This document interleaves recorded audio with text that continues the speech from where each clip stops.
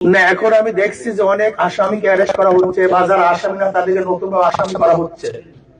যেমন ধরে নেন, আমার একজন কর্মীকে যদি বলে সে আওয়ামী লীগ করে, এটা প্রমাণ করতে করতে নির্বাচন শেষ হয়ে যাবে।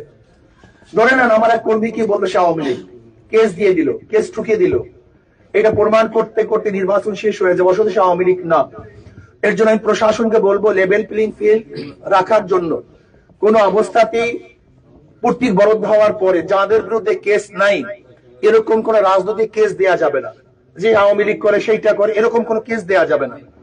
যদি আপনি এরকম কেস দেন তাহলে আমাকেও যদি আপনি আওয়ামী লীগ বলেন, সেটা তো কোর্ট প্রমাণ করবে আমি আওয়ামী লীগ, নির্বাচন তো শেষ। কি কথা ঠিক না?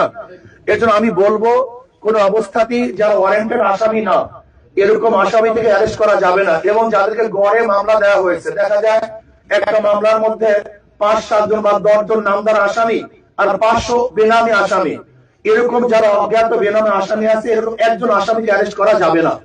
আমি মনে করি যে যদি সুষ্ঠু নির্বাচন উপহার দিতে প্রশাসন চায় তাহলে কোনো অবস্থাতেই প্রশাসন যেন কোনো ব্যক্তিকে হয়রানি না করে।